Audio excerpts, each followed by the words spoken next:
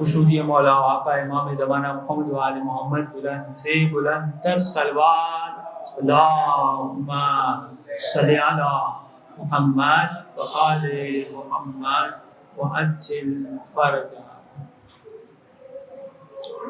جب مدینے کا مسافر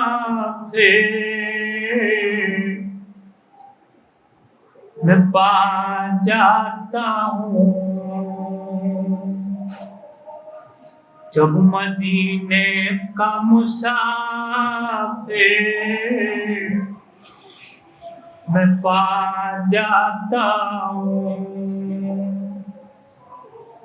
حسرت آتی ہے یہ پہنچا میرا جاتا ہوں، قافلے والے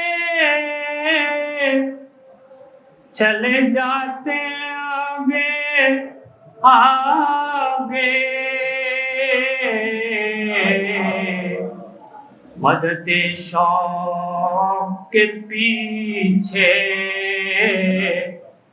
میں چلا جاتا ہوں، مدد شوق کے پیچھے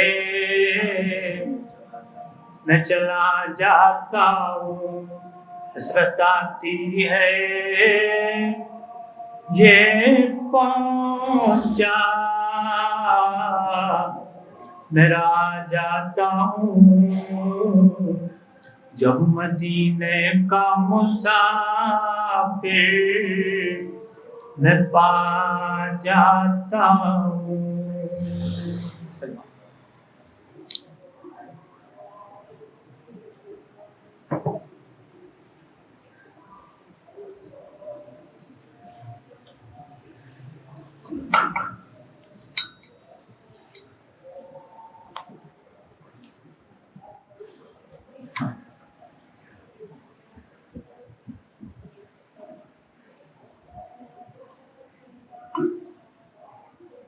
اعوذ باللہ السمیع العلیم من الشیطان اللعین الرجیم. بسم اللہ الرحمن الرحیم.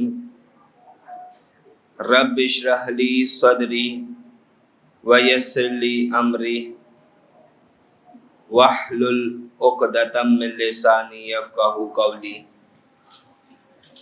الحمد للہ رب العالمین، الحمد للہ المعروف من غیر رؤیا والخالق بغیر منصبہ، خلق الخلائق بقدرتی واستعبد الارباب بعزتی وساد العظماء بجودہ، ثم الصلاة والسلام والتحیۃ والاکرام علی خیر الانام ابی القاسم محمد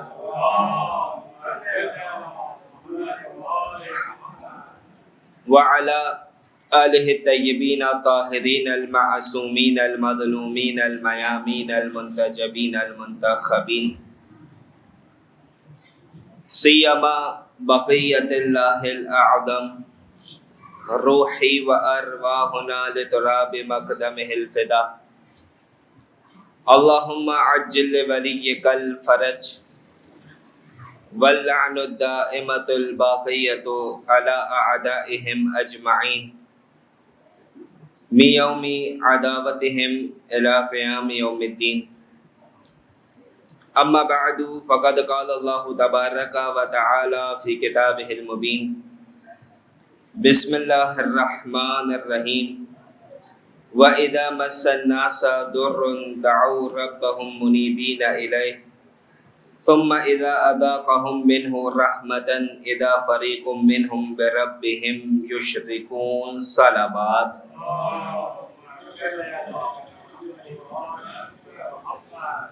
بسم اللہ الرحمن الرحیم. اللہم کل ولیک الحجۃ ابن الحسن صلواتک علیہ وعلی آبائہ فی هذه الساعة وفی کل ساعة ولیا وحافظا وقائدا وناصرا ودلیلا وعینا حتی تسکنہ ارضک طوعا وتمتعہ فیہا طویلا صلوات صلی علی محمد۔ سامعین گرامی، مفاہیم سورہ روم کے عنوان سے ہماری گفتگو کا سلسلہ جاری ہے، اور آج کی ہماری گفتگو اس سلسلے کے اعتبار سے نویں گفتگو ہے، اور کل کی انشاءاللہ آخری گفتگو رہے گی۔ اور کل جو ہماری گفتگو ہوئی تھی سورہ کے اعتبار سے، اس میں پروردگار عالم لوگوں کی ایک عادت کے بارے میں وضاحت فرما رہا ہے کہ وَإِذَا مَسَّ النَّاسَ ضُرٌّ، اور جب لوگوں کو کوئی تکلیف پہنچتی ہے، دعوا ربهم منیبین الیہ، تو وہ اپنے رب کی طرف رجوع کرتے ہوئے اسے پکارتے ہیں۔ ثم اذا اذاقهم منہ الرحمہ، اور پھر جب وہ انہیں اپنی رحمت کا مزہ چکھاتا ہے، اذا فریق منہم بربہم یشرکون، تو ان میں سے ایک گروہ اپنے رب کے ساتھ شرک کرنے لگتا ہے۔ کل اس آیت کے حوالے سے تفصیلاً ہماری گفتگو ہوئی، اور کچھ مثالیں آپ کی خدمت میں پیش کی گئی تھی کہ ہم جب سخت پریشانی میں ہو، مشکل میں ہو، تو اس وقت پکارتے ہیں پروردگار عالم کو ہے، لیکن جب پروردگار کسی وسیلے سے ہماری مشکل کو آسان کرتا ہے، کسی ذریعے سے ہماری مشکل کو آسان کرتا، تو ہوتا یہ کہ بجائے اس کے کہ ہم پروردگار کا شکر ادا کریں، ہم فقط اس شخص کا دامن تھام کر بیٹھ جاتے ہیں کہ جس کے وسیلے سے پروردگار نے ہماری مشکل کو آسان فرمایا، اور خدا کو اکثر فراموش کر دیتے ہیں۔ تو پروردگار کیا فرما رہا کہ لیکفروا بما آتیناہم، تاکہ جو ہم نے انہیں بخشا ہے اس کی وہ ناشکری کرے۔ فتمتعوا، تو پروردگار ایسے لوگوں کے بارے میں فرماتا ہے بس سب مزے اڑاؤ، تمہیں استراحت مل گئی، آرام مل گیا، سکون مل گیا، مزے کرو۔ فسوف تعلمون، ان قریب تمہیں پتہ چل جائے گا، ان قریب تمہیں معلوم ہو جائے گا کہ تم نے کیا کام کیا ہے۔ اس کے بعد آیت نمبر 35 میں پروردگار عالم ارشاد فرما رہا، ام انزلنا علیہم سلطانا، یعنی پروردگار ایک سوال لوگوں کے سامنے رکھ رہا، کیا منزلنا علیہم سلطانا، کہ کیا ہم نے ان پر کوئی ایسی دلیل نازل کی، فہو یتکلم بما بہ یشرکون، کہ جو اس شرک کی شہادت دے یا گواہی دے، اس شرک کے حوالے سے کہے جو یہ لوگ کر رہے، یعنی ہم نے کوئی ایسی دلیل انہیں دی ہے کہ جس کی بنا پر یہ لوگ شرک کر رہے ہیں؟ کیا ہم نے انہیں کہا ہے شرک کرنے کا؟ لوگوں سے سوال ہے، اور یقیناً اس کا جواب یہ کہ پروردگار نے شرک کا نہیں کہا۔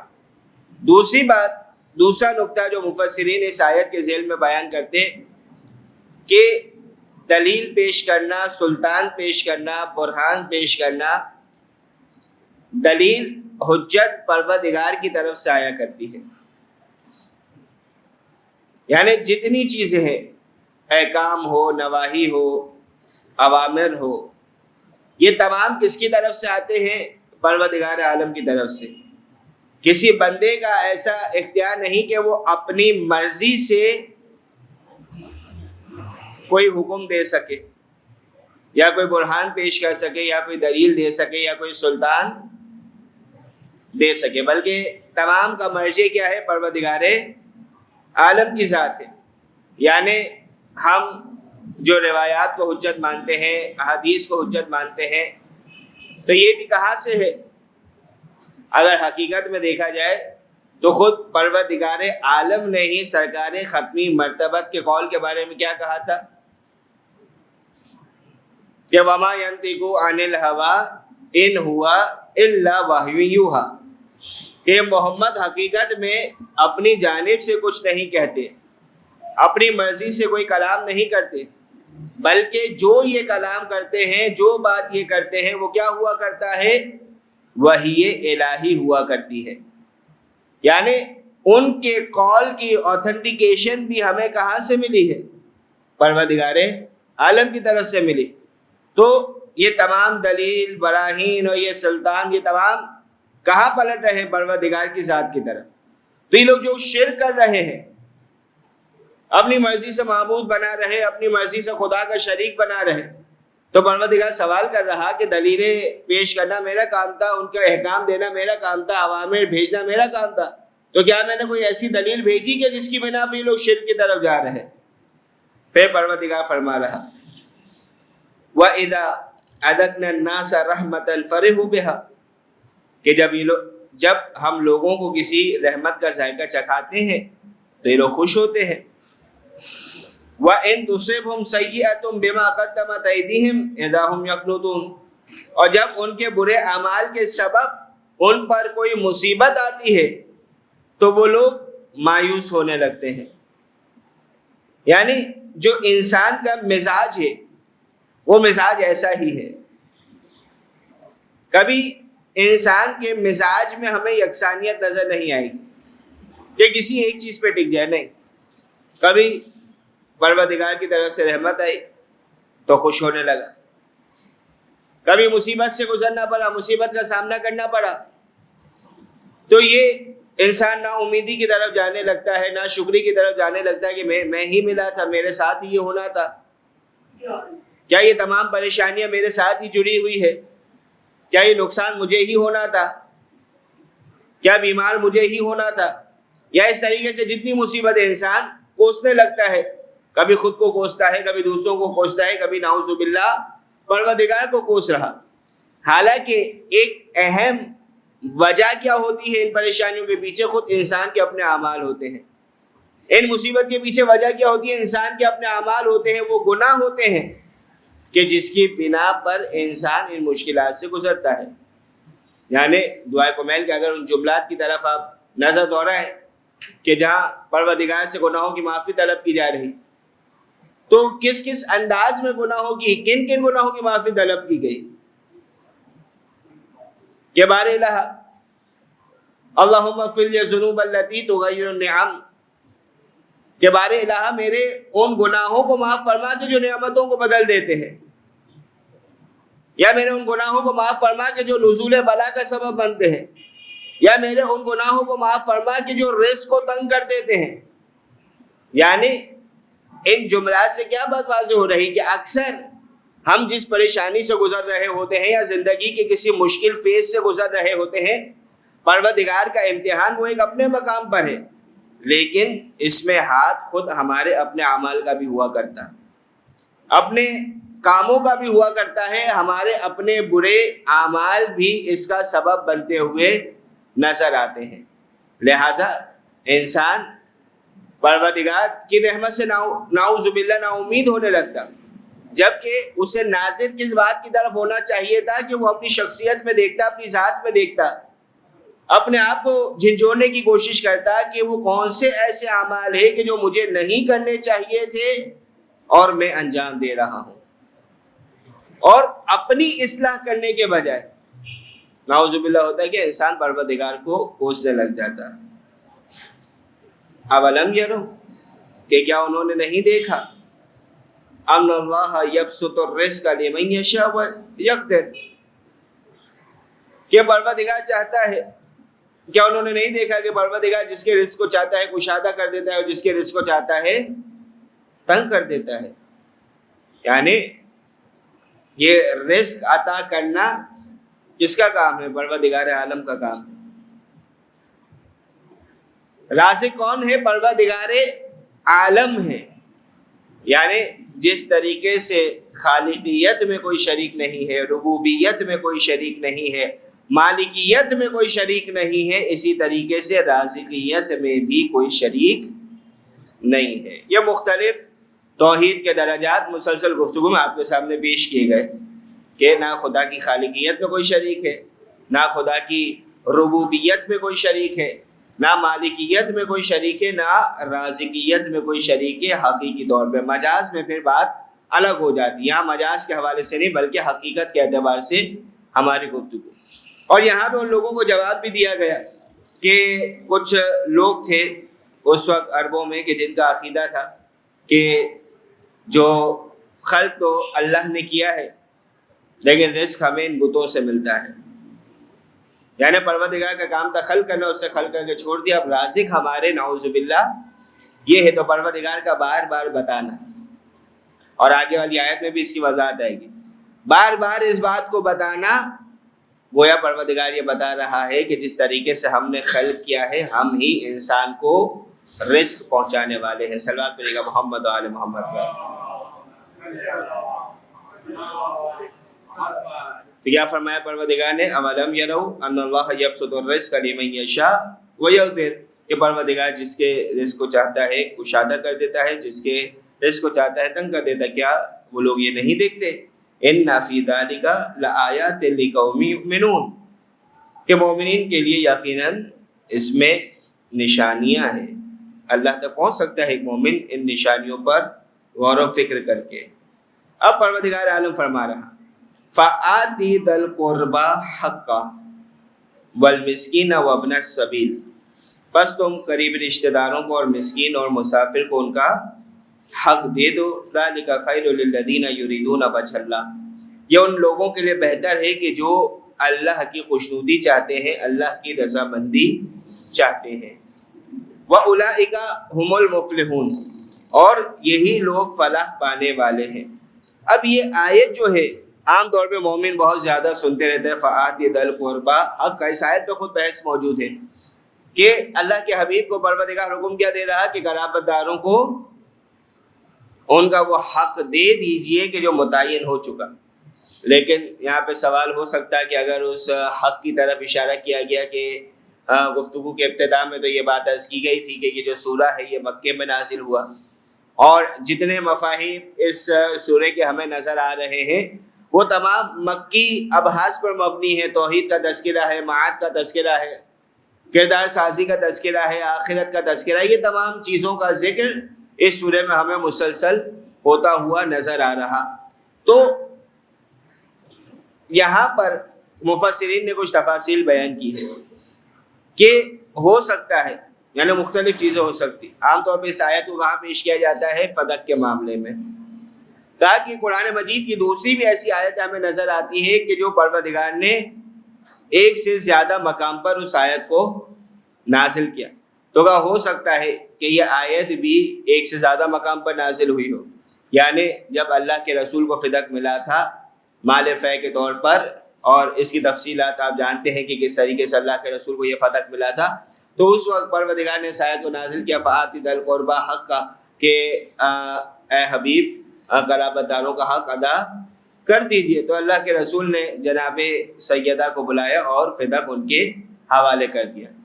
یا اسی طریقے سے بعض اس میں احتمالات اس انداز کے بھی پائے جاتے ہیں آیت کے، کہ یہ حکم اللہ کے حبیب کو پہلے آ چکا تھا کہ قرابت داروں کو ان کا حق دے دیجئے، اور کسی خاص حق کی بات ہو رہی تھی، یعنی تبھی تو کہا گیا حق دے دیجئے، تو وہ خاص حق جیسے ہی اللہ کے رسول کی تحویل میں آئے، اللہ کے رسول نے فوراً جناب سیدہ کے حضور اسے دے دیا۔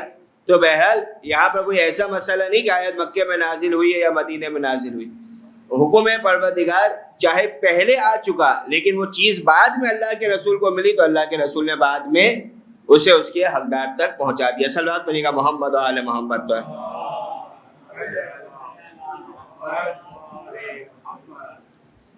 پھر پروردگار عالم فرما رہا، وَمَا آتَيْتُم مِّن رِّبًا لِيَرْبُوَ فِي أَمْوَالِ النَّاسِ فَلَا يَرْبُو عِندَ اللَّهِ، کہ جو ربا جو سود تم لوگوں کے اموال میں افزائش کے لیے دیتے ہو وہ اللہ کے نزدیک افزائش نہیں پاتا، اللہ کے نزدیک وہ بڑھتا نہیں ہے۔ اب یہاں پر سود سے کیا مراد ہے؟ کیا وہ سود مراد ہے کہ جو حرام سود ہے؟ تو تمام مفسرین یہ کہتے ہوئے نظر آتے کہ اس سود سے یہاں پہ وہ سود مراد نہیں کہ جو حرام سود ہے، بلکہ ہر طرح کا فائدہ مراد دیا گیا کہ جو انسان دوسرے انسان سے فائدہ چاہتا ہے، ہر طرح کا فائدہ مراد دیا گیا۔ اور یہاں پر چونکہ یہ سورہ مکی ہے، اس وقت تک سود کی حرمت کا حکم نہیں آیا تھا، تو ایک مقدمہ سازی کی جا رہی تھی، ان کو پہلے سے بات باور کرائی جا رہی تھی کہ انسان حقیقت میں فائدے کا طالب کس سے ہو؟ پروردگار عالم کی ذات سے ہو، نہ کہ اس کے بندوں سے فائدے کا طالب ہو۔ یعنی اگر کسی کو انسان قرضہ دیتا ہے اور کوئی شرط نہیں لگائی جاتی کہ قرضے میں مثال کے طور پر 1000 روپے قرضے کے دیے ہیں، تو وہ سامنے سے جب ریٹرن کرے گا تو 1200 روپے ریٹرن کرے گا، ایک شرط نہیں لگائی گئی۔ شرط لگائی گئی تو ڈائریکٹ حرام ہو گیا، سود ہو گیا۔ لیکن اس سے 1000 روپے قرضہ دیا اور دل میں یہ امید ہے کہ کاش وہ مجھے بڑھا کے دے دے، بس دل میں امید ہے کہ میں نے اس کو قرضہ دیا، کاش وہ مجھے تحفے کے طور پہ ایسے بڑھا کے پیسے دے دے، نہ کوئی شرط لگائی گئی ہے، نہ اپنے خیال کا اظہار اس کے سامنے کیا ہے۔ تو یہ شریعت میں جائز تو ہے، لیکن مفہوم روایتوں کا یہاں پر یہ ملتا ہے، علماء بیان کرتے ہیں کہ اس سے وہ جو قرض دیا ہے نا، خود قرض دینا بہت اسلام میں ثواب کا کام ہے۔ اگر یہ امید انسان نے اپنے دل میں رکھی ہے تو جو قرض دینے کا ثواب تھا یا جو قرض دینے کی برکتیں تھی، قرض سے کافی برکتیں جڑی ہوتی ہے کہ انسان کے رزق میں برکت ہوتی ہے اور کئی فائدے اس سے حاصل ہوتے ہیں، تو جو ثواب و برکتیں جڑی ہوئی تھی وہ تمام کی تمام ختم ہو جائے گی اس امید کی وجہ سے کہ جو اس نے اپنے دل میں رکھی کہ کاش مجھے اس سے فلاں سامنے والے بندے سے فائدہ مل جائے، جبکہ یہ حرام نہیں ہے۔ ہاں، یہاں پر آیت سے ذرا سٹے کل ایک سوال کیا گیا تو اس کا جواب بھی ساتھ ساتھ دیتے جاؤ، کیونکہ وہ بھی کچھ اسی مزاج کا تھا کہ آج کل جیسے عید کا سیزن بھی بہت سے ہوتے ہیں کہ لوگ نوٹ جو ہے وہ مہنگے داموں میں خریدتے ہیں، کہ مثال کے طور پر 10 والا بنڈل تھا، 1000 روپے کا بنڈل بنتا ہے، 1200 روپے میں بک رہا ہے یا 1500 روپے میں بک رہا ہے، انسان اسے خرید رہا ہے، تو کیا یہ سود شمار ہوگا؟ کیا یہ حرام ہے؟ تو اس کا جواب یہ کہ اگر وہ کیش پر خریدتا ہے تو کوئی ایشو نہیں ہے، یعنی کیش پہ انسان اسے خرید سکتا ہے، نہیں، لیکن اگر ادھاری پہ خریدتا ہے، کریڈٹ پہ خریدتا ہے تو پھر اس صورت میں یہ حرام ہو جائے گا، کیونکہ وہ سود والے پورشن میں آ جائے گا۔ باقی اگر کیش پہ خرید رہا ہے تو اس میں کوئی ایشو نہیں ہے۔ ایک مرتبہ صلوات پڑھیے گا محمد و آل محمد پر۔ تو جانے گرامی، یہ کس فائدے کی بات ہو رہی کہ جو انسان بس امید کر رہا ہے کہ بندے سے مجھے فائدہ پہنچ جائے، تو یہ فائدہ پہنچنا حرام نہیں ہے، لیکن یہ اس کے ثواب کو قرض کے ختم کر دے گا۔ اب یہاں پر پروردگار کیا فرما رہا ہے کہ بندہ بندے سے امید نہ کرے کہ مجھے یہ فائدہ پہنچائے گا، بلکہ پروردگار کیا فرما رہا؟ وَمَا آتَيْتُم مِّن زَكَاةٍ، کہ جو تم زکوٰۃ دیتے ہو۔ اب یہاں پر زکوٰۃ سے مراد، جس طریقے سے وہاں پر ربا سے مراد اصلی ربا نہیں ہے بلکہ فائدہ مراد دیا گیا ہے، سود مراد دیا گیا ہے، اسی طریقے سے یہاں پر زکوٰۃ سے مراد تمام وہ خیرات ہے کہ جو انسان پروردگار کی بارگاہ میں دیتا ہے، چاہے وہ صدقے کی صورت میں ہو، زکوٰۃ کی صورت میں ہو، یا کسی بھی صورت میں ہو۔ وَمَا آتَيْتُم مِّن زَكَاةٍ، جو تم پروردگار کی بارگاہ میں خرچ کرتے ہو، تُرِيدُونَ وَجْهَ اللَّهِ، کہ بس وہ تم کس وجہ سے دیتے ہو؟ فقط و فقط اللہ کی خوشنودی کے لیے۔ فَأُولَٰئِكَ هُمُ الْمُضْعِفُونَ، تو بس ایسے ہی لوگ اپنے مال کو ڈبل کر دیتے ہیں۔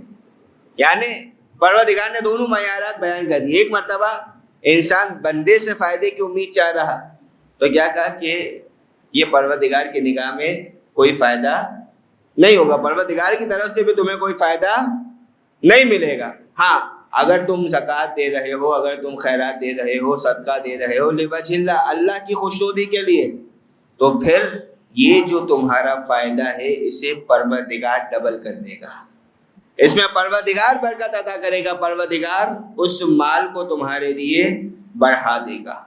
صلوات پڑھیے گا محمد و آل محمد۔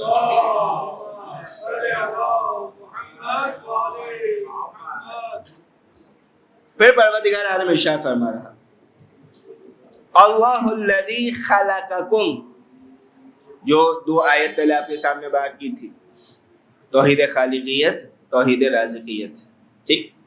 اللہ الذی خلقکم، اللہ وہ ہے کہ جس نے تمہیں خلق کیا.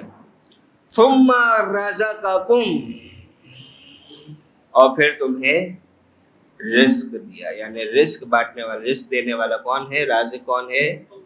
اللہ. توحید رازقیت. رزق کس نے دیا؟ پھر تمہیں رزق دیا. یعنی وہ اللہ کے جو شکم مادر میں موجود بچے کو رزق دیتا ہے.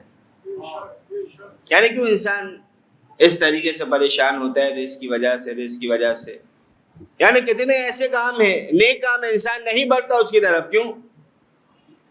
نقصان نہ ہو جائے. پورا کیسے ہوگا؟ گزارا کیسے ہوگا؟ یعنی اگر دیکھا جائے تو ایک انداز میں ہماری تقریباً زندگی اسی فکر اور ٹینشن میں گزر جاتی ہے. بات بھول جاتے ہیں کہ جب نہیں تھا جب بھی وہ دے رہا تھا، جب ہے تب بھی وہ دے رہا ہے.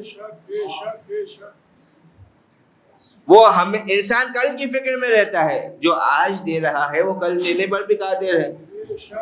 یعنی جو آج دے رہا ہے انسان کو، وہ اتنی قدرت رکھتا ہے کل بھی دے دے.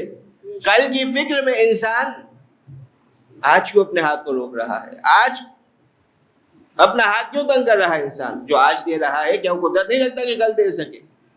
بالکل رکھتا ہے. یعنی علماء جو واقعہ نقل کرتے ہیں، فقط اگر واقعے کی حد تک دیکھا جائے کہ جناب موسیٰ سے کیا کہا تھا کہ دریا کو شگافتہ کرو. جناب موسیٰ نے ایسا مارا، پانی ہٹ گیا، زمین نظر آئی. جناب موسیٰ نے ایک موتی کو دیکھا. موتی کے اندر ایک کیڑا موجود تھا کہ جس کے دہن میں رزق کا دانہ تھا. پروردگار نے کیا کہا کہ اے موسیٰ، جو خدا اس پانی کی تہ میں موجود موتی میں ایک چھوٹے سے کیڑے کو رزق دے سکتا ہے، کیا وہ اس بات کو پر قادر نہیں کہ تمہاری اولاد کو رزق دے دے؟ صلی اللہ محمد یعنی رازق خدا ہے. جب رزق دینے کا وعدہ پروردگار کر رہا تو انسان پریشان کیوں ہو رہا؟ امید رکھے پروردگار پہ اور اپنی کوشش کرے. ایسا نہ کوشش کرے ہی نہیں، ہاتھ پہ ہاتھ دھرے میں جنے. پروردگار سے دعا کرنی ہے، پروردگار کے ساتھ تو امید رکھنی ہے، ساتھ میں پرسنل ایفرٹس کی بھی ضرورت ہے. انسان کو خود بھی کوشش کرنی پڑے گی. اللہ الذی خلقکم، اللہ وہ ہے کہ جس نے تمہیں خلق کیا. ثم رزقکم، پھر رزق دیا. ثم یمیتکم، پھر تمہیں خدا مارے گا. ثم یحییکم، پھر زندہ کرے گا. یہ سارے کام کس کے ہیں؟ پروردگار کے. اب پروردگار سوال کر رہا هل من شرکائکم من یفعل من ذلکم من شیء، کہ کیا تمہارے شریکوں میں سے کوئی ہے کہ جو ان میں سے کوئی کام کر سکے؟ یعنی کوئی پروردگار کے مقابلے میں اتنی قدرت رکھتا ہے کہ تمہیں خلق کر سکے گا، رزق دے سکے گا، تمہیں مار سکے گا، دوبارہ سے زندہ کر سکے گا؟ نہیں، خدا کے علاوہ کوئی یہ کام نہیں کر سکتا. یہ فقط خدا کا کام ہے. سبحانہ و تعالی عما یشرکون. جس سے تم شرک کرتے ہو، پروردگار ان سب سے بہت بلند ہے. پروردگار بہت اعلیٰ ہے، بہت بلند ہے ان تمام چیزوں سے کہ جس سے تم شرک کر رہے ہو. ظہر الفساد فی البر والبحر بما کسبت ایدی الناس، لوگوں کے اپنے اعمال کی باعث خشکی اور سمندر میں فساد برپا ہو گیا. لیذیقہم بعد الذی عملوا لعلہم یرجعون، تاکہ انہیں ان کے بعض اعمال کا ذائقہ چکھایا جائے تاکہ یہ لوگ باز آ جائیں. یعنی انسان کو جو زمین میں فساد برپا ہوتا ہوا نظر آ رہا ہے، پروردگار فرما رہا یہ فساد کیوں برپا ہوا؟ کیونکہ یہ انسان کے اپنے اعمال کا نتیجہ تھا. یہ انسان کا ذاتی فعل تھا، ذاتی عمل تھا کہ جس کی وجہ سے یہ پروردگار کا عذاب نازل ہو رہا، جس کی وجہ سے یہ فساد برپا ہو رہا. یعنی اکثر ابتدائی گفتگو میں بھی اس بات کو آپ کے سامنے عرض کیا تھا کہ ہم مختلف پریشانیوں میں گرے ہوئے نظر آتے ہیں، لیکن یہ نہیں دیکھتے کہ اس میں ہماری غلطی کیا ہے. ہم اپنی غلطی تلاش نہیں کرتے، دوسروں کے گریبان میں جھانک رہے ہوتے ہیں، یعنی ہم بلیم کر رہے ہوتے ہیں، یعنی کسی نہ کسی کو بلیم کرنا ضروری ہے۔ کبھی انسان اگر اپنے گریبان میں جھانک کر دیکھے، اپنے گریبان میں جھانکے، اور اپنے گریبان میں جھانکنے کے بعد جو اپنی غلطیاں ہیں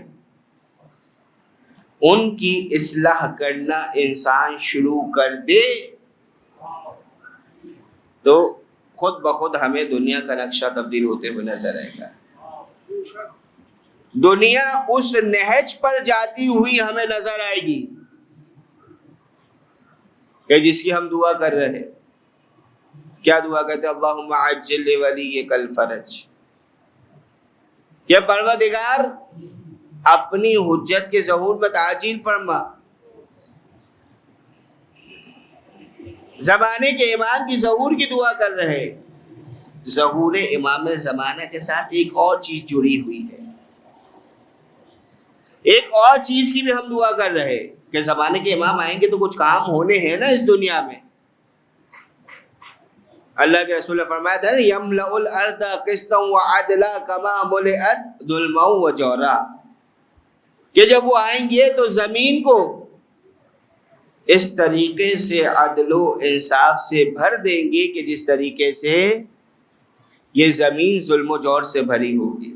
یہ زمانے کے امام کریں گے، عدل و انصاف سے زمین کو بھریں گے، یعنی زمانے کے امام کے ظہور سے کیا کام جڑا ہوا ہے؟ زمین میں عدل کی فضا قائم ہونا۔ یعنی ہم زمانے کے امام کا انتظار کر رہے ہیں، تمام چیزیں، کم سے کم جس چیز کی ہم دعا مانگ رہے ہیں معاشرے میں نہیں، اپنی ذات میں ہی اس کو نافذ کرنے کی کوشش کریں۔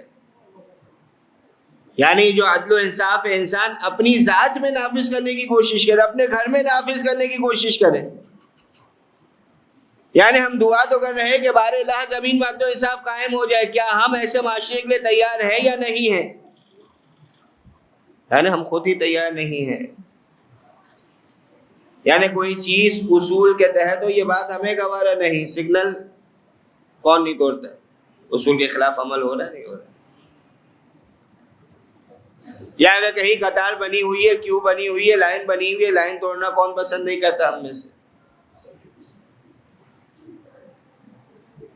اگر کہیں کچھ چیز بٹ رہی ہے، ہمیں پہلے مل جائے کسی خواہش نہیں ہوتی، یا ہمیں زیادہ مل جائے،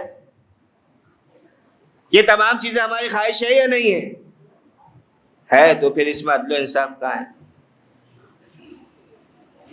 یعنی ہم اپنی ذات میں تو کم سے کم عدل و انصاف رہے، معاشرہ بہت بات کی بات ہے، بہت بات کی بات ہے۔ پہلے انسان اپنی ذات میں لائے، اپنے گھر میں لائے، تو پھر یہ مقدمہ سازی ہوگی۔ یہ عدل و انصاف کہنا بہت آسان، زمانے کے امام کا ظہور ہوتا ہے، کہیں ایسا نہ ہو کہ زمانے کے امام کا ظہور تو ہو، ہم ان کی تلوار کے زیرے، ان کی تیگ کے انڈر میں آ جائے، یا ہم دعا مانگ رہے ہیں ظہور کی لیکن عمل اس کے برعکس، یعنی زبان پہ دعا ہے کہ زمانے کے امام آ جائے، اور عمل سے بتا رہے ہیں کہ مولا ابھی نہیں آئیے گا، ابھی وقت ہے۔ یعنی قول و فعل میں تضاد ہے۔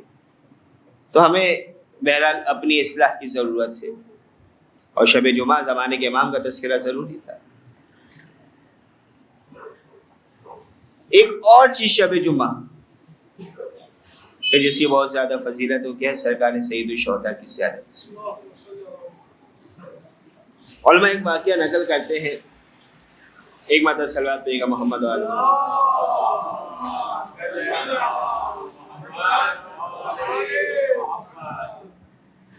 یہ کچھ دوستوں کا گروہ قافلہ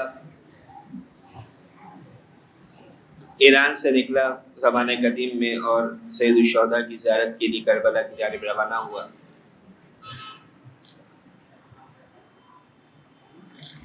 پرانے زمانے کا سفر تھا، پیدل سفر تھا، بڑی مشکل کا سفر تھا، راستے کی تھکن سے چور ہو چکے۔ جب وہ کربلا میں پہنچے تو شب جمعہ تھی،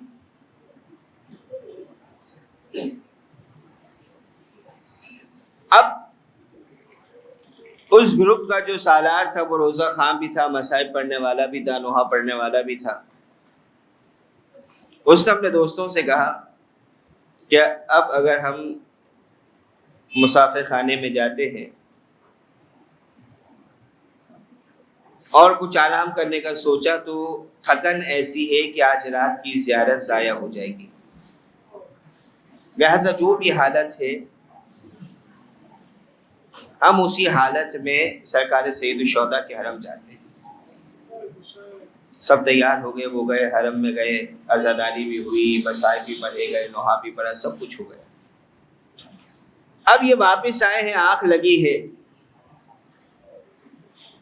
ایسے محسوس ہوا کہ دروازے پہ دستک ہوئی.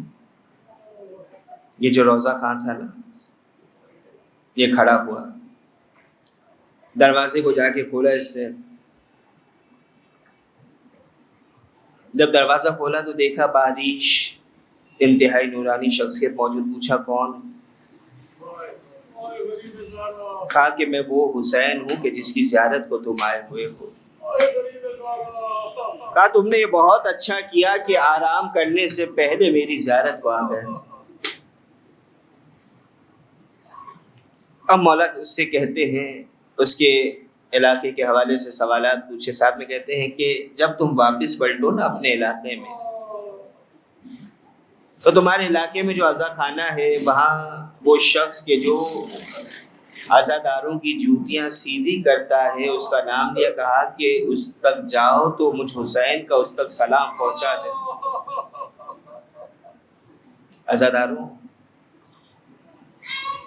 عزاداروں کی خدمت کوئی معمولی شے نہیں. پھر مولا فرماتے ہیں کہ ایک اور خواہش ہے میری تو اس سے. وہ کہتے ہیں مولا حکم کیجیے. کہا کہ آج جب تم حرم آئے تھے تم نے علی اکبر کے مصائب پڑھے تھے. کہا کہ شب جمعہ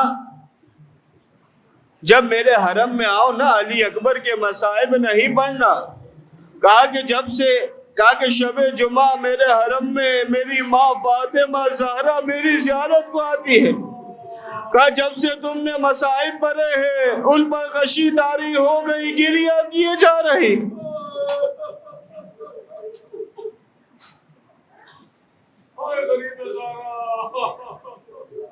الا ولعنۃ اللہ علی القوم الظالمین وسيعلم الذین ظلموا ای منقلب ينقلبون. بار اللہ ذکر کو اپنی بارگاہ میں قبول فرما. بار اللہ محمد و محمد کا واسطہ ہمارے گناہان کبیرہ و صغیرہ کو معاف فرما. بار اللہ ہماری طاعتوں کو، ہماری عبادتوں کو، ہمارے روزوں کو، ہماری نمازوں کو اپنی بارگاہ میں قبول فرما. بار اللہ جو بھی مومنین و مومنات بھی ہمارے سید الشہداء کا واسطہ، آج کی شب کا واسطہ ماہ رمضان المبارک کی آخری شب جمعہ ہے، بار اللہ شب جمعہ کا واسطہ تمام مومنین و مومنات جو بھی بیمار ہیں انہیں شفا یاب فرما دے. بار اللہ اپنی آخری حجت کے ظہور میں تعجیل فرما. قلب مطہر امام زمان کو ہم سے راضی و خوشنود فرما. ان اللہ و ملائکتہ یصلون علی النبی یا ایھا الذین آمنوا صلوا علیہ وسلموا تسلیما.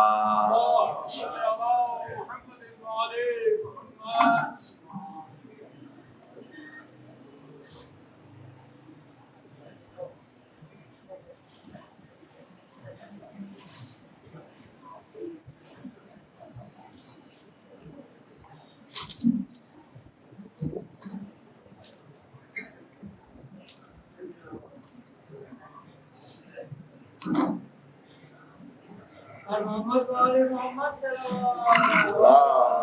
صل على محمد وآل محمد. مومنین کرام، آج ماہ رمضان المبارک کی 29 تاریخ ہے. الحمدللہ آپ سب کے تعاون سے اور پاک پروردگار کے فضل و کرم سے، ائمہ معصومین علیہ السلام کے وسیلے سے اس امام بارگاہ کے تمام دروس کا آج آخری دن تھا، اور اللہ کے لاکھ لاکھ شکر سے یہ پورا مہینہ نہایت ہی خیر و عافیت اور نہایت ہی کامیابی کے ساتھ اختتام پذیر ہوا. پر محمد وآل محمد صلی اللہ.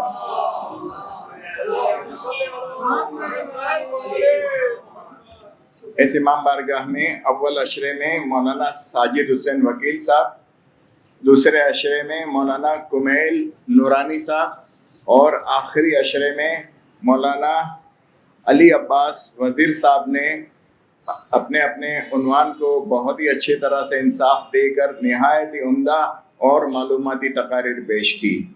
اراکین امام بارگاہ ان تمام علماء، تمام ذاکرین، تمام اہل بیت کے جاننے والے مولانا صاحب کے نہایت تہ دل سے شکر گزار ہے کہ انہوں نے اپنا قیمتی وقت نکال کر ٹائم کی پابندی کے ساتھ اور موضوع کے ساتھ انصاف کرتے ہوئے جو ہے یہاں پر اپنا معلوماتی درس مرمت فرمائے۔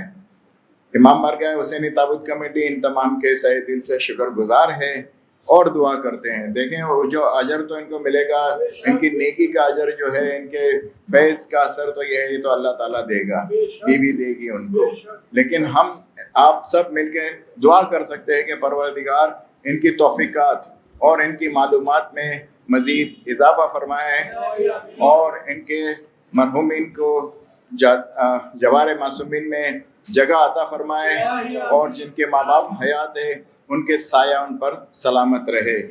بر محمد و آل محمد صلوات۔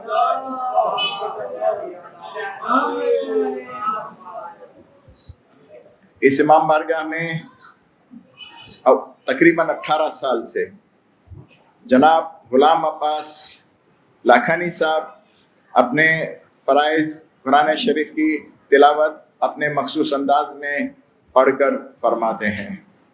وقت کی پابندی ان کا بہت خیال رکھتے ہیں اور اللہ کے مہربانی سے وہ نہایت خندہ پیشانی سے اس امام بارگاہ کے اس امور کو انجام دیتے ہیں۔ ہم اس کے لیے بھی دعا کرتے ہیں کہ خداوند عالم ان کے بھی توفیقات میں اور معلومات میں اضافہ فرمائے اور انہیں طول عمر عطا فرمائے تاکہ وہ آئندہ بھی اسی طرح سے اپنی خدمات پیش کرتے رہیں۔ اسی طرح سے صرف رمضان المبارک میں نہیں لیکن پورا سال جناب مبارک علی وزیر صاحب جو ہے وہ خدمات انجام دیتے ہیں، چاہے وہ تلاوت حدیث قصہ ہو، چاہے وہ نوحہ ہو، چاہے وہ مرثیہ ہو، ماتم ہو، چاہے اور کوئی امور ہو اس امام بارگاہ کے، اسے نہایت ہی خوش اخلاقی سے اور نہایت خوش اندازی سے انجام دیتے ہیں۔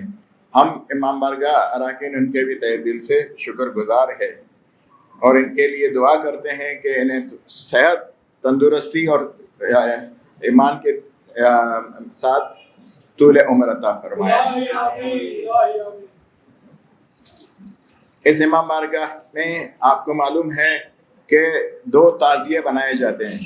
تعزیے جو ہے ہم بناتے ہیں، کوئی ورکر اس کے اندر پورے تہی سے حصہ لیتا ہے لیکن کسی قسم کی بھی انہیں اجرت کی ضرورت نہیں ہوتی۔ اگر ہم اجرت دینے کی کوشش بھی کرتے ہیں تو وہ یہ کہتے ہیں کہ تو پھر ہم نہیں آئیں گے، ہمیں اجرت نہیں چاہیے، ہمیں اللہ اجرت دے گا، مولا دے گا۔ تو ہماری یہ دعا ہے اللہ تعالیٰ انہیں اور بھی زیادہ سے زیادہ خوشی اور نعمتیں عطا فرمائیں، اور ان کے لیے بھی ہم دعا کرتے ہیں۔ اور یہ ہر سال انشاءاللہ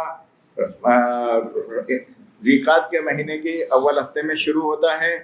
اس سال اللہ نے توفیقات دی اور حیاتی دی تو انشاءاللہ 27 مئی 2023 یعنی ہفتے کے روز 27 مئی کو 10 بجے اس امام بارگاہ میں جناب مولانا غلام رضا روحانی صاحب کے ہست مبارک سے تعزیہ سازی کا افتتاح ہوگا۔ آپ حضرات یاد رکھ کے انشاءاللہ شرکت فرمائیے اور دعا کریں کہ یہ تعزیہ سازی جاری رہے، ہم رہے نہ رہے یہ عزاداری رہے انشاءاللہ تعالی۔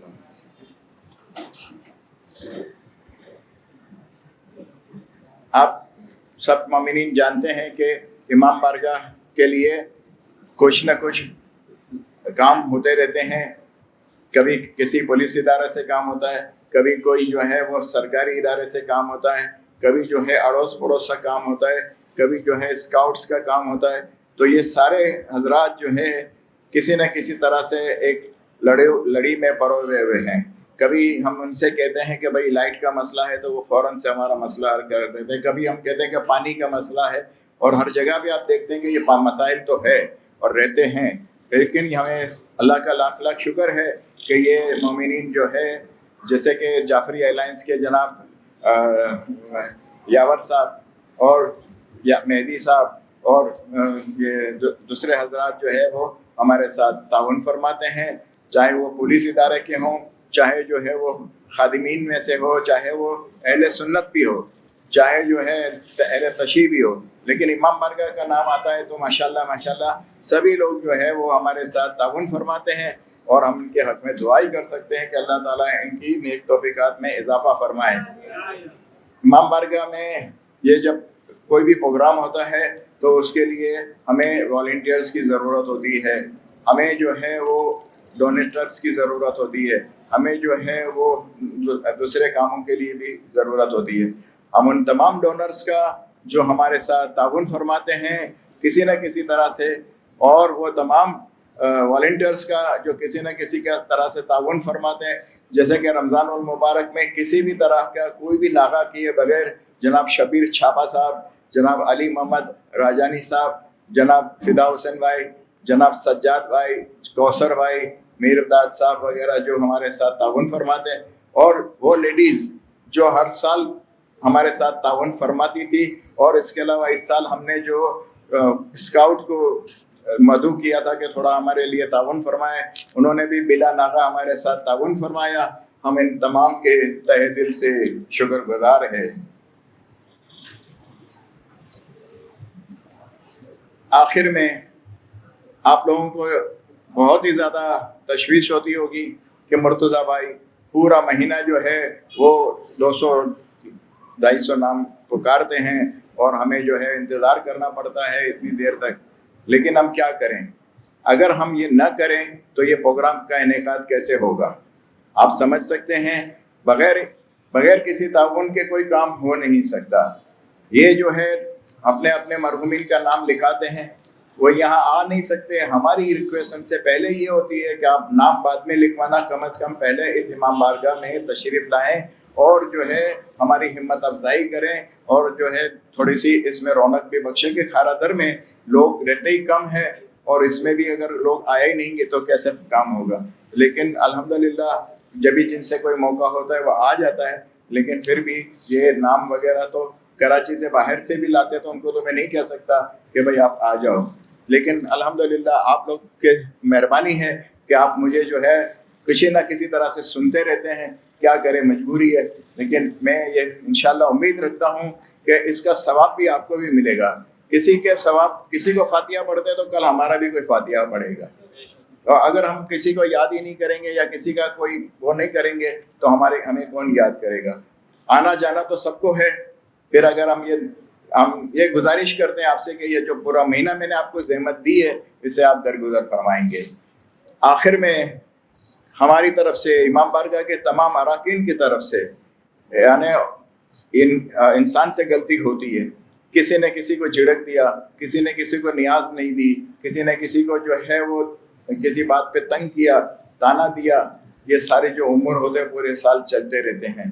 خاص کر کے کسی کی بے عزتی یا کسی کا دل دکھا ہو، اس کے لیے تو ہم تہ دل سے آپ سے معافی چاہتے ہیں، اور کیونکہ آج یہ معافی مانگنے کا دن ہے، آج آخری شب ہے، پتہ نہیں ہم میں سے کل کون ہوگا اور کون نہیں ہوگا۔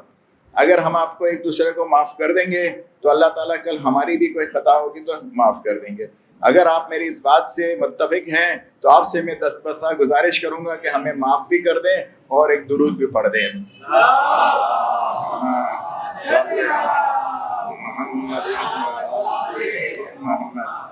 اور یہ نام لینے سے پہلے یہ اور ایک گزارش ہے کہ کسی کا شکر ادا کرنا رہ گیا ہو، جیسے کہ ہر جمعے کو ہم مولانا عمران صاحب کو کہتے ہیں کہ تابوت کمیٹی کا اعلان کرنا، تو وہ برائے بغیر اسی ہچکچاہٹ کے وہ اعلان کرتے ہیں، جس کی وجہ سے آپ سب یہاں پر آتے ہیں اور پروگرام کرتے ہیں۔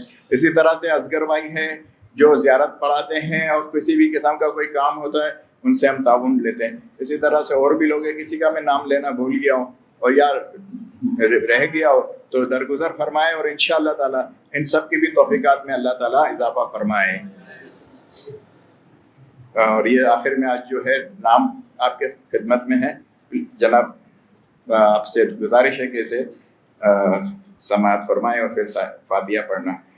मरूमा सईदा मुश्ताक अली मिर्ज़ा, ओन अली यूसुफ अली साले मोहम्मद, हसन अली निशाद नूरानी और उनके रिश्तेदार गुलाम हुसैन शरीफ, फातिमा भाई मोहम्मद अली, सैयद हसन नवाब, लैला बिनते गुलाम हुसैन, जहरा भाई गुलाम हुसैन, अनवर अली रहमतुल्लाह, जरीना भाई गुलाम हुसैन, गुलाम अली रहमतुल्लाह, सुगरा भाई नजर अली, अमीना भाई अल्लाह रखा, नरगिस नजर अली, हसन अली, हसीना फिदा हुसैन, मुनव्वर हुसैन, गुलाम अली, शबीर हुसैन, मोहम्मद हुसैन गुलाम अली, शाबिरा अब्दुल हुसैन, जमाल भाई, बाबुल भाई, वजीर शिरीन भाई, जमाल भाई, वजीर अकबर अली, जमाल भाई, वजीर सकीना भाई, नानजी, जिना भाई, हसन अली मिर्जा, अमीना भाई, हसन अली मिर्जा, अकबर अली, हसन अली मिर्जा, कासम अली, हसन अली मिर्जा, सलीम अकबर अली, वजीर हैदर अली अकबर अली, वजीर मासूम अली अकबर अली, वजीर गुलशन अकबर अली, वजीर फातिमा भाई अकबर अली, वजीर रोशन अली, मोहम्मद अली, रोशन बनो, मोहम्मद अली गिलानी, बिल्किस, कासम अली मिर्जा, शबीर कासम अली मिर्जा, मुश्ताक कासम अली मिर्जा, फातिमा, मोहम्मद अली कपाड़िया, सलीम गुलाम अली थावर, मोहम्मद अली दाऊद कपाड़िया, फजल अब्बास मोहम्मद अली कपाड़िया, ज़हरा भाई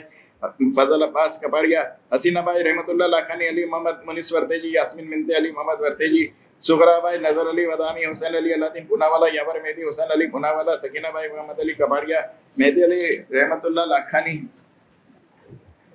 अनवर अली जिया जामनगरी, नरगिस नजर अली, खैरुन्निसा बिनते असारिया, गुलाम अली हुसैन असारिया, शहनाज अली रजा असारिया, फातिमा भाई मोहम्मद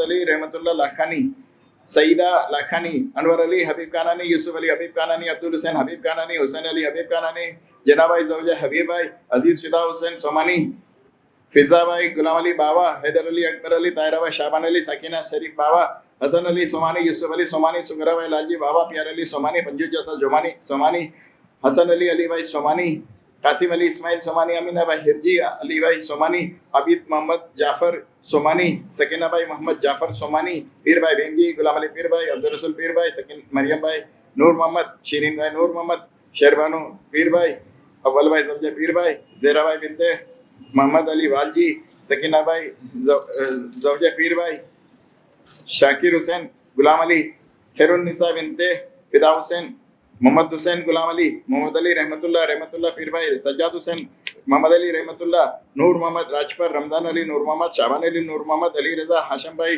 और अब्दुल करीम वालजी, मनीरा बिनते प्यार अली, सिराज अली, अब्दुल रसूल, दौलत बानो, नासिर अली, रजा हुसैन गुलाम अली कानानी, असगर अली कांजी,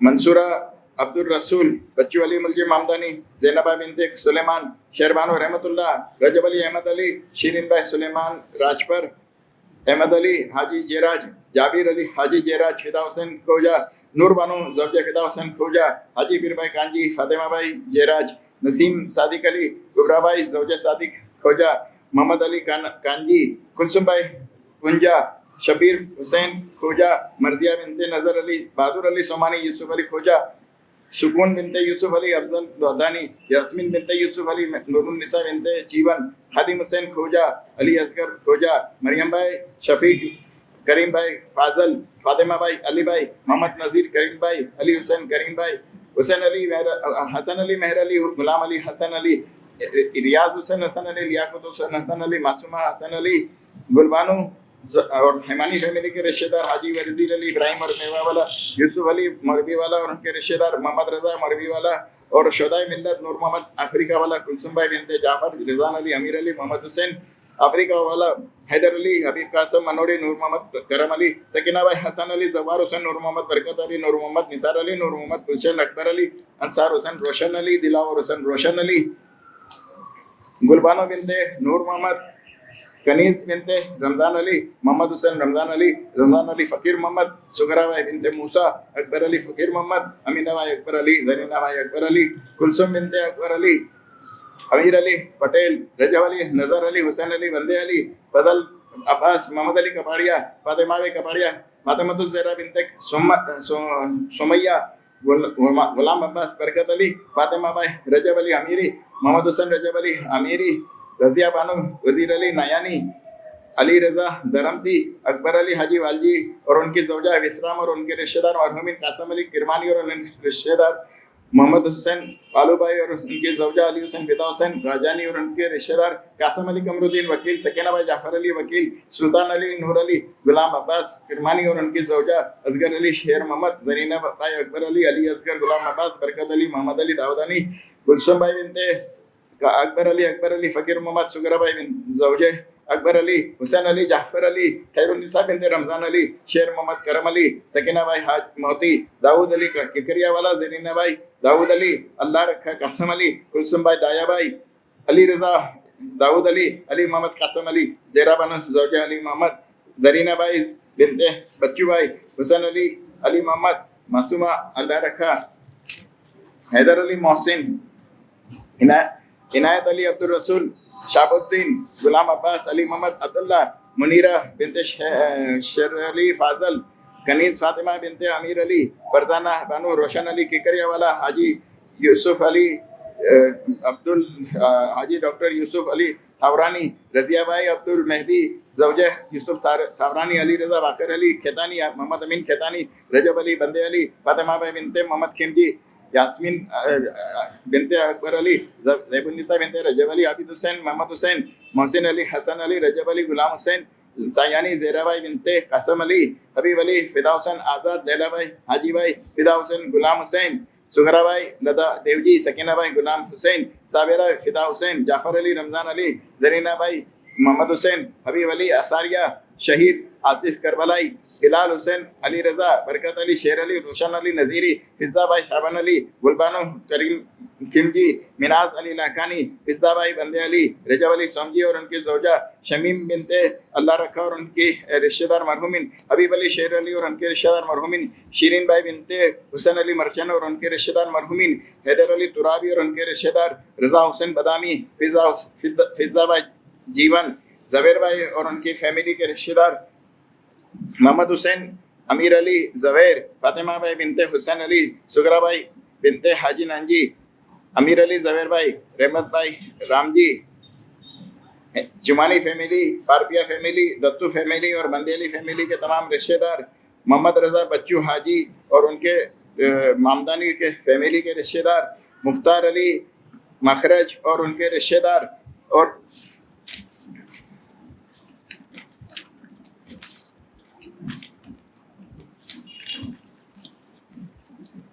शब्बीर अली, यूसुफ अली, सलीम रजा, याकूब अली, जाफर अली, खुदायार इब्ने खुदायाब, अब्दुल हसन खुदायार,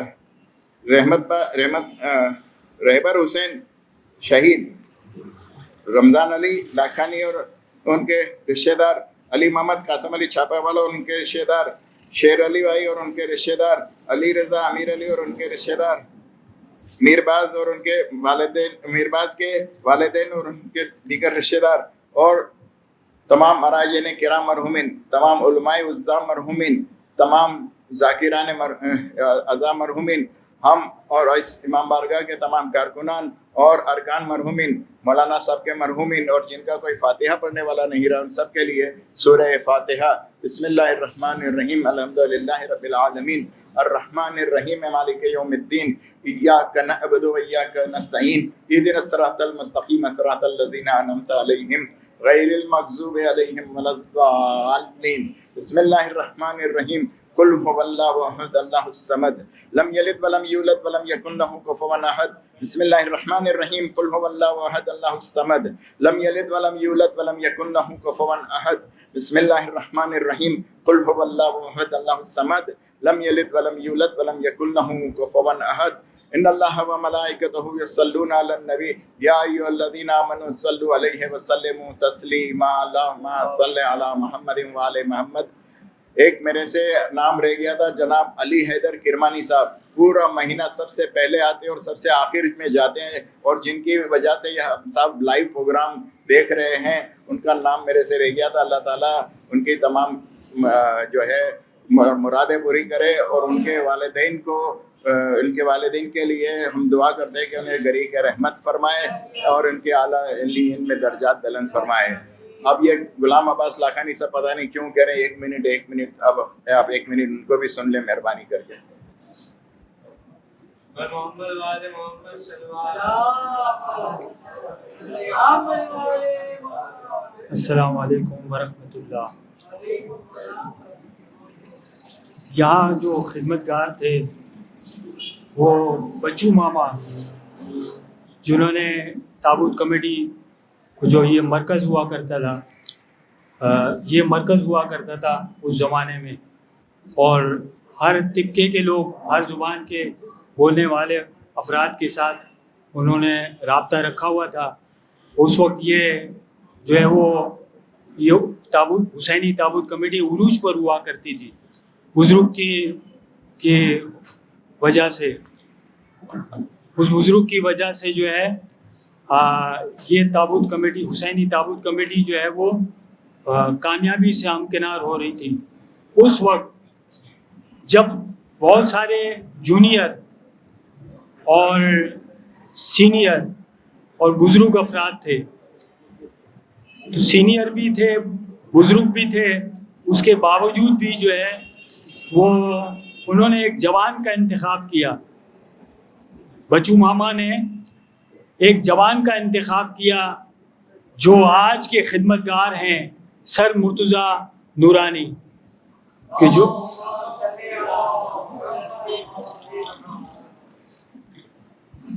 تو میں یہ ان کا انتخاب تھا کہ جو انہوں نے ایک پودا لگایا تھا آج تناور درخت بن چکا ہے، وہ انہوں نے اس وقت انتخاب کیا تھا ان کا. میں سر مرتضی نورانی صاحب کے لیے کہوں گا، اولڈ از گولڈ.